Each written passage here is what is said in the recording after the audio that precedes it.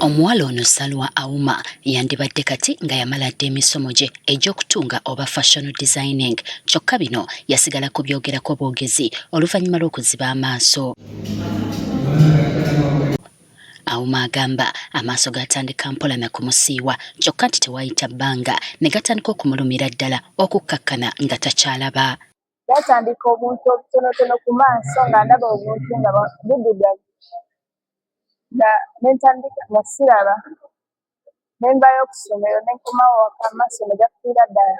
Atubuulidde nti yagenda mu malwaliro ag'enjawulo kyokka byonna ne bigaana newankubadde nga yalongoosebwa. Ne bansindika e Masaafu nengenda ne bansindika e Tororo nengenda ne bansindika e Kampala e Mengo. E Mengo nayo nengenda ne bansindika ku Kashamoro, Kampala e Kamwokya.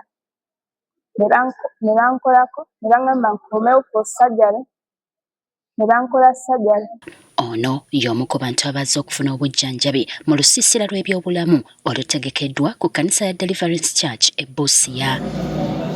Benjamin Etadu naye atubuulidde nti abaana be bamaze ebbanga nga beemulugunya olw'amaaso nga bwe yawulidde olusiisira luno bonna yabeetisse basobole okukeberebwa era bafune obujjanjabi. So twetuze wano batukebedde bulungi ne bakiraba nti waliwo ebitula ebifulumya nga amaziga ng'ogazibikira nga kyetaaga okubeera nga tugakola ki bagagulawo essajjale.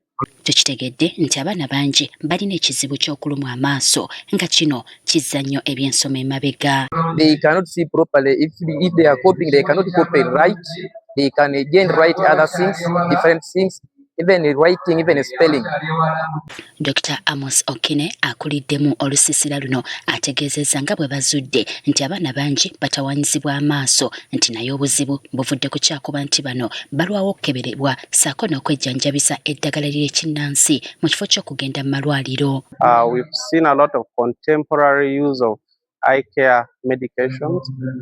I try to mean about traditional medicines, and also we have, of course, delayed turn up of these children, which is still based and related to the ignorance. Omusumba Jacobo Israel Chieno akulira Delivery Church e Busia agamba kino bakikoze okuddiza abantu nga bajaguza emyaka 3 ekkanisa gye emaze mu buweereza. Bajjanjabibwa amaaso gaabwe basobole okwetegeera embeera yaabwe y'obulamu nga sukaali ne pressure, kubanga bintu bino bitawanyisa nnyo abantu bangi.